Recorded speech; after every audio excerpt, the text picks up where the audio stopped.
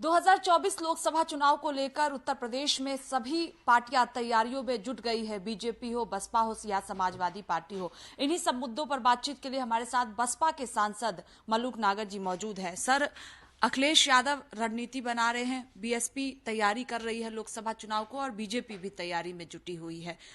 Akhilesh Yadav PDA का formula set कर रहे हैं, पीड़ितों पिछड़ों को लेकर, अल्पसंख्यक और दलितों को लेकर आगे बढ़ने के। किस तरह से देख रहे हैं अखिलेश के इस फॉर्मूले को आप? जहां तक बात है तैयारी करने की दूसरी पार्टियों की, और हमारी आज कुमारी बहन मायावती जी ने पूरे उत्तर प्रदेश के और देश के दूसरे हिस्से के भी संगठनात्मक ढांचे की मीटिंग बुलाई है, और खास करके इसी सब्जेक्ट पे एमपी ज्यादा से ज्यादा कैसे जीते जाएं। और जहां तक बात है जो पिछड़ा, दलित और अकलियत, पीडीए, ये तो बिल्कुल एक अच्छी बात है। चाहे प्रधानमंत्री जी पार्लियामेंट में आके कहो मैंने इतने पिछड़े और इतने दलित मिनिस्टर बनाए, चाहे कोई दूसरा नेता कहो, ये तो अच्छी बात है, क्योंकि 68-70 साल कांग्रेस शोषण करती रही, पिछड़ों का भी, दलितों का भी और अगले समाज का। कुछ दिया नहीं, वोट ली, और राज कुछ चुनिंदा लोगों ने ही केवल मात्र किया।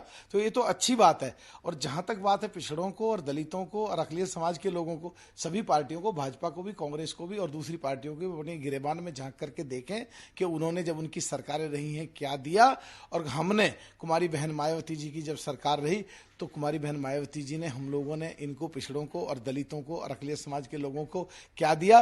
रिजल्ट सामने दिख जाएगा और साफ दिख जाएगा कि जो पिछड़े और दलित और अकलियत समाज के लोग हैं ये आने वाले समय में कहां जाएंगे। अखिलेश यादव सर, जिस फॉर्मूले की बात कर रहे हैं पीडीए की, उसको अगर हम देखते हैं तो मायावती लगातार इस बात को कहती रही है, चाहे दलितों की बात हो या पिछड़ों की बात हो। क्या असर होगा 2024 में? बाबा अंबेडकर साहब ने जो कहा, इवन कांग्रेस ने बाबा अंबेडकर साहब को, जो दलित समाज से आते हैं, उनको चुनाव हरवाया, उनका सेक्रेटरी को उनके खिलाफ लड़वाया। जहां तक दूसरी पार्टियों के, सबके अगर देखें हम, वहां पिछड़ों को और दलितों को और अकलियत समाज को कुछ नहीं मिला।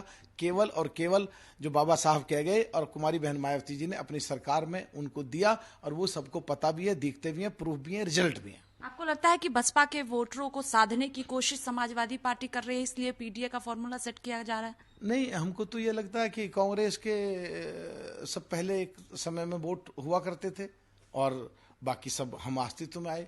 कभी लगता है कि ये बीजेपी के हुआ करते थे और वहां से भी कई बार भागे।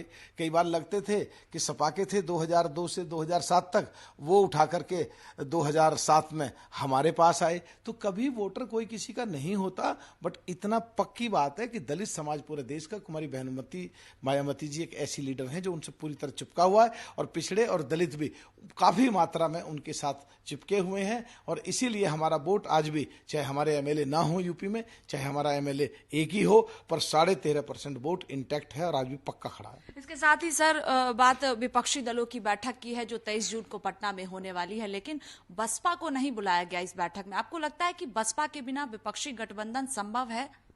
बुलाया या नहीं बुलाया तो बुलाने वाले जवाब देंगे इसका। तो जहां तक हमारी बात है कि विपक्ष का कोई भी इकट्ठे होकर के कोई भी एक गठबंधन होना, वो 13.5% हमारे पास यूपी में है, और देश के सारे हिस्सों में कहीं 9%, कहीं 7%, कहीं 4%, कहीं 3% इंटैक्ट खड़ा हुआ है। हम जिधर भी चले जाएंगे उधर ही रिजल्ट चौंकाने वाले आएंगे, जीत की तरफ बढ़ जाएंगे। इसलिए मीटिंगें पहले महाराष्ट्र में भी हुई, उड़ीसा में भी हुई, और तेलंगाना में भी हुई, और बिहार में भी हुई, अब फिर बिहार में हो रही है। अभी तो 11.5 महीने कहाँ कहाँ होंगी। आखिर में सबको आना पड़ेगा कुमारी बहन मायावती जी के पास, नहीं तो 13.5% यूपी में, जहां 80 की 80 सीट, और देश के सारे जगहों में जो दलितों और पिछड़ों और अकलियत समाज की वोट है, उनकी वजह से आना पड़ेगा कुमारी बहन मायावती जी के पास ही, जब भी कुछ आगे हो सकता है। आपको लगता है कि आने वाले दिनों में बसपा प्रमुख मायावती से विपक्षी दल बातचीत करेंगे जो गठबंधन में शामिल हो?